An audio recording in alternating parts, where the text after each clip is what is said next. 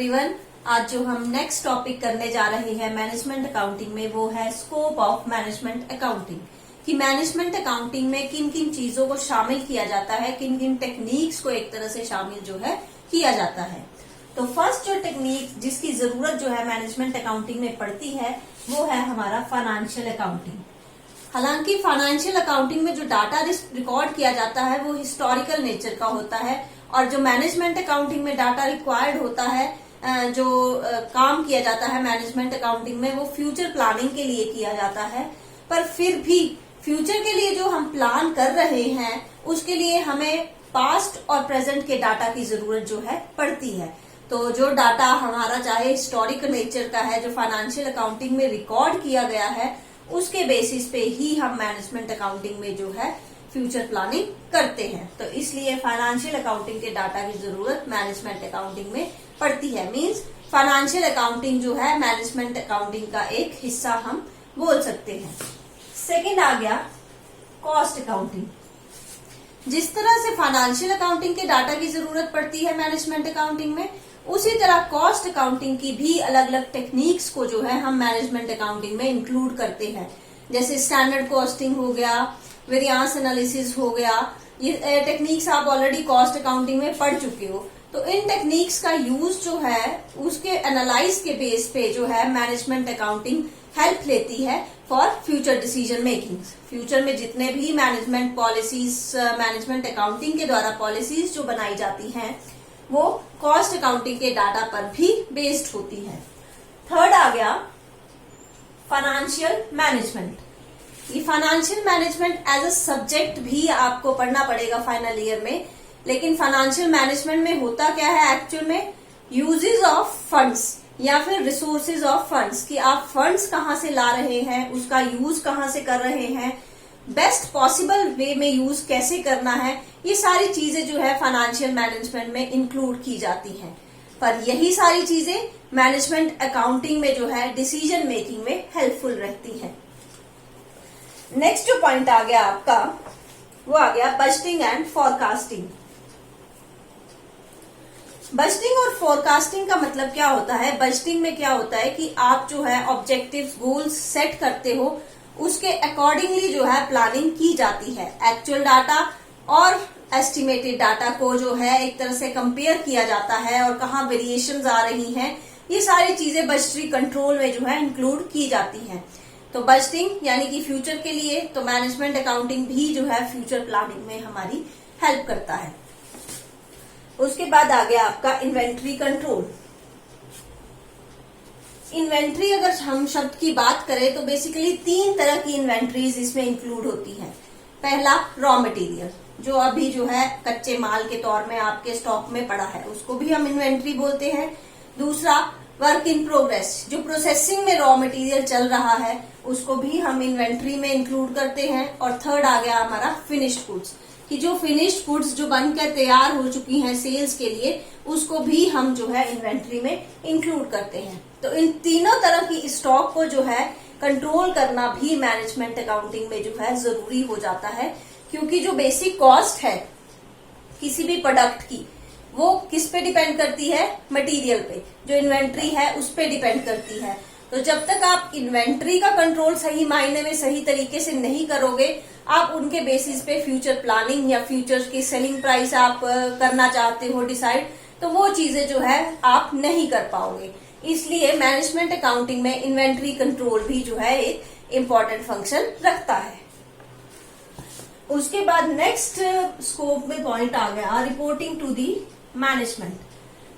कि management accounting का एक मेन उद्देश्य जो है टॉप लेवल मैनेजमेंट को time to time latest information के बारे में इंफॉर्म करना भी रहता है।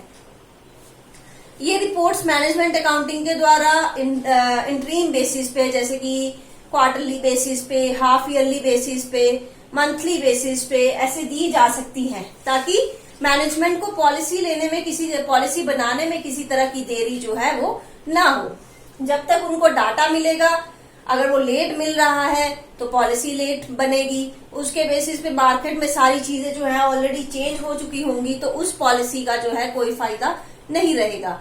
इसलिए मैनेजमेंट अकाउंटिंग में ये भी जरूरी है कि आप टाइम टू टाइम जो है मैनेजमेंट अकाउंटेंट जो है वो टॉप लेवल को जो है इन्फॉर्म करता रहे। नेक्स्ट पॉइंट आ गया आपका इंटरप्रिटेशन ऑफ डाटा।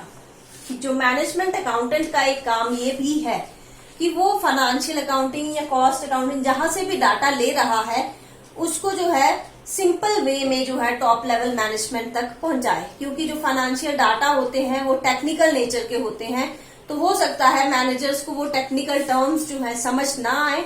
तो इसलिए मैनेजमेंट अकाउंटेंट जो इंटरप्रिटेशन करता है डाटा की वो चार्ट्स या ग्राफ्स के तौर पे करता है, जिससे जो है टॉप लेवल मैनेजमेंट उस डाटा को, उन फिगर्स को जो है आसानी से समझ सकती है।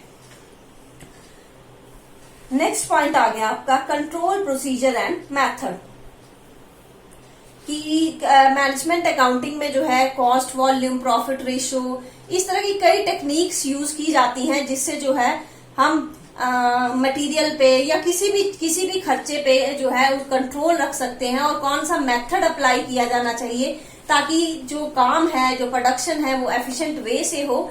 तो वो सब चीजें भी आपकी मैनेजमेंट अकाउंटिंग में जो है इंक्लूड की जाती हैं। नेक्स्ट पॉइंट आ गया आपका इंटरनल ऑडिट। ऑडिट आप लोगों को पता है कि एक्चुअल में जो काम हुआ है वो सही है, ट्रस्टवर्दी है या रिलायबल है या नहीं है, उसको हम ऑडिट बोलते हैं। तो ऑडिट भी किया जाता है इस मैनेजमेंट अकाउंटिंग में कि फाइनेंशियल अकाउंटेंट या कॉस्ट अकाउंटेंट के द्वारा जो डाटा दिया गया है क्या वो ट्रस्टवर्दी है।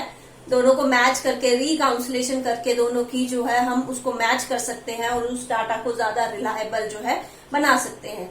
जब कोई डाटा ऑडिट होता है तो उसकी मार्केट में भी रिलायबिलिटी, ट्रस्टवर्दी, उस ऑर्गेनाइजेशन की मार्केट में रिलायबिलिटी, गुडविल जो है वो इंक्रीज रहती है। उसके बाद आ गया टैक्स अकाउंटिंग। टैक्स प्लानिंग करना भी, टैक्स अकाउंटिंग करना भी मैनेजमेंट अकाउंटिंग का ही एक हिस्सा है। कई तरह के टैक्स रिटर्न्स भरने पड़ते हैं, तो वो सारी चीजें जो है मैनेजमेंट अकाउंटेंट में इंक्लूड की जाती हैं।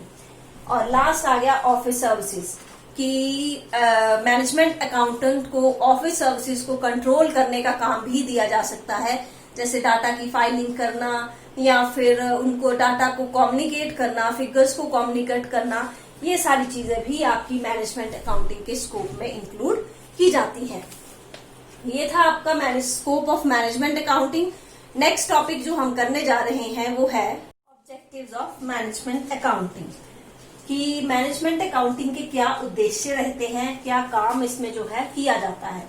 तो फर्स्ट मेन जो ऑब्जेक्टिव है मैनेजमेंट का वो है प्लानिंग एंड पॉलिसी फॉर्मुलेशन, कि मैनेजमेंट अकाउंटिंग फ्यूचर पे बेस्ड है, फ्यूचर के लिए जो है किया जाता है, और इसमें जो है हम फ्यूचर के लिए प्लानिंग या पॉलिसी जो है वो फ्रेम करते हैं कि फ्यूचर में क्या पॉलिसीज आनी चाहिए, किस मार्केट में हमें जाना चाहिए, किस मार्केट में प्रोडक्ट बेचना चाहिए, इस तरह की सारी पॉलिसीज, चाहे जो भी रिलेटेड हो, फ्यूचर पॉलिसीज जो है वो मैनेजमेंट अकाउंटिंग में जो है मेन उसका ऑब्जेक्टिव जो है रहता है।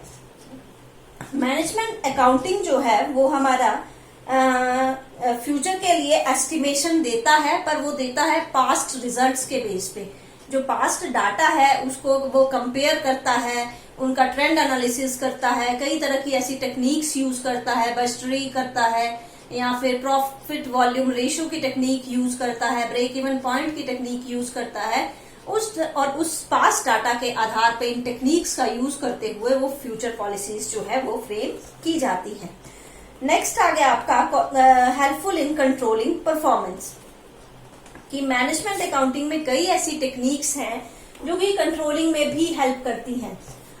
कंट्रोलिंग का मतलब है कि जैसे बजटरी कंट्रोल या स्टैंडर्ड कॉस्टिंग जो है, इस तरह की टेक्निक्स का यूज करके जो है मैनेजमेंट अकाउंटिंग में डाटा डिपार्टमेंट वाइज या फिर प्रोडक्ट वाइज या लेबर की एफिशिएंसी वाइज जो है बांट दिया जाता है, और देखा जाता है कंट्रोलिंग टेक्निक्स को लगा के देखा जाता है कि कौन सा डिपार्टमेंट, कौन सा एम्प्लॉय जो है एफिशिएंटली वर्क कर रहा है, कौन सा एम्प्लॉय जो है एफिशिएंटली वर्क नहीं कर रहा है। हर किसी को जो है एक स्टैंडर्ड फिक्स कर दिया जाता है उनकी परफॉर्मेंस के लिए, चाहे वो डिपार्टमेंट हो, पर्सन हो। फिर एक्चुअल में उनकी परफॉर्मेंस कैसी रहती है उन दोनों को जो है कंपेयर किया जाता है, और अगर उन परफॉर्मेंसेस में, एक्चुअल और स्टैंडर्ड परफॉर्मेंसेस में किसी तरह का वेरिएशन आ रहा है तो उसके लिए करेक्टिव एक्शंस जो है वो लिए जाते हैं। तो करेक्टिव एक्शन भी लेना जो है, कंट्रोलिंग करना भी जो है मैनेजमेंट अकाउंटिंग का एक मेन उद्देश्य है। Helpful in organising. ऑर्गेनाइजिंग का मतलब होता है जो ऑर्गेनाइजेशनल स्ट्रक्चर किसी भी बिजनेस ऑर्गेनाइजेशन में होता है। जैसे आप लोगों ने पढ़ा ही होगा ये ऑर्गेनाइजेशनल स्ट्रक्चर के बारे में कि top level, middle level, lower level. तो वहां पे कैसे रिस्पॉन्सिबिलिटीज या अकाउंटेबिलिटी या फिर जो उनको पावर दी जाती है वो कैसे डिस्ट्रीब्यूट की जाएगी, ये भी मैनेजमेंट अकाउंटिंग का एक मेन ऑब्जेक्टिव रहता है। अथॉरिटी फिक्स करना, अथॉरिटी का डेलीगेशन कैसे किया जाएगा, अकाउंटेबिलिटी कैसे तय की जाएगी, कॉस्ट सेंटर्स कैसे बनाए जाएंगे, ये सारे काम जो है हमारे ऑर्गेनाइजिंग में, मैनेजमेंट अकाउंटिंग में हेल्पफुल रहते हैं। नेक्स्ट पॉइंट आ गया आपका helpful in interpreting financial information. कि फाइनेंशियल इंफॉर्मेशन को, ये पॉइंट मैं स्कूल में भी बता चुकी हूँ कि फाइनेंशियल जो स्टेटमेंट्स होती हैं, फाइनेंशियल जो डाटा होता है उसको एनालाइज करने का काम और सिंपल वे में एनालाइज करने का काम भी जो है मैनेजमेंट अकाउंटिंग में इंक्लूड रहता है। जैसे चार्ट्स के थ्रू, पहले बता दिया मैंने कि चार्ट्स के थ्रू जब आप फिगर्स को देखोगे किसी को तो वो समझना ज्यादा आसान रहेगा इन कंपैरिजन टू आप जो है trading and profit and loss account या बैलेंस शीट स्टडी करो। आप डायरेक्ट जो है चार्ट डायग्राम देख रहे हो तो आपके लिए वो समझना जो है ज्यादा इजी रहेगा। नेक्स्ट ऑब्जेक्टिव आ गया मोटिवेटिंग एम्प्लॉयज। कि मैनेजमेंट अकाउंटिंग का एक मेन और उद्देश्य जो है अपने एम्प्लॉयज को मोटिवेट करना है। जब उनके लिए एक परफॉर्मेंस लेवल फिक्स कर दिया जाता है और उस परफॉर्मेंस लेवल पे उनको और एक्स्ट्रा इंसेंटिव्स पे किए जाते हैं तो एम्प्लॉयज जो है वो ज्यादा मोटिवेट होते हैं काम करने के लिए। नेक्स्ट पॉइंट ऑब्जेक्टिव आ गया हेल्पफुल इन डिसीजन मेकिंग। ये तो आप शुरू से ही पढ़ रहे हैं कि मैनेजमेंट अकाउंटिंग जब से हमने स्टार्ट किया है कि मैनेजमेंट अकाउंटिंग जो है डिसीजन मेकिंग में हेल्पफुल करता है। हालांकि ये मैनेजमेंट अकाउंटेंट जो है वो डिसीजन नहीं लेता है, वो सिर्फ इंफॉर्मेशन सप्लाई करता है। डिसीजन लेने का काम जो है टॉप लेवल मैनेजमेंट का होता है, लेकिन टॉप लेवल मैनेजमेंट अकाउंटेंट के दिए गए डाटा के हिसाब से ही डिसीजन मेकिंग जो है करते हैं। नेक्स्ट ऑब्जेक्टिव आ गया reporting to management. Management accounting का एक मेन उद्देश्य ये भी रहता है कि वो टॉप लेवल मैनेजमेंट को टाइम टू टाइम रिपोर्ट करे ताकि वो latest information, latest market information हो या लेटेस्ट आपके जो कंपनी में जो चीजें हो रही हैं उसकी इन्फॉर्मेशन हो, उसके बारे में जो है वो जानकारी हो। अगर टाइमली जानकारी होगी मैनेजमेंट को तो वो टाइमली प्लानिंग और पॉलिसी फॉर्मुलेशन कर पाएगा। Next objective helpful in coordination. कि मैनेजमेंट अकाउंटिंग जो है वो कोऑर्डिनेशन में भी हेल्प करता है कि अलग अलग डिपार्टमेंट्स में जब अकाउंटेबिलिटी फिक्स है या उनकी अथॉरिटी फिक्स है तो बीच में किसी तरह का झगड़ा होने का काम जो है वहां पे नहीं रहता। और लास्ट आ गया हमारा टैक्स एडमिनिस्ट्रेशन। कि मैनेजमेंट अकाउंटिंग में टैक्स प्लानिंग भी की जाती है। जैसे पहले बताया कि टैक्स प्लानिंग की जाती है, उसमें कई तरह के रिटर्न्स भरे जा रहे हैं या किस तरह से हमने अपने टैक्स को कम करना है, टैक्स ऑडिट कैसे करवाना है, ये सारी चीजें जो है मैनेजमेंट अकाउंटिंग का एक मेन उद्देश्य जो है माना जाता है। तो ये थे ऑब्जेक्टिव्स। आज हमने 2 टॉपिक कवर किए जिसमें scope and objectives of management accounting किया। अगर इसमें कोई भी पॉइंट आपको किसी तरह की डिफिकल्टी आ रही है उसको समझने में तो आप मुझे कमेंट सेक्शन में लिख दीजिए, मैं उस पॉइंट को फिर से एक्सप्लेन कर दूंगी। Thank you.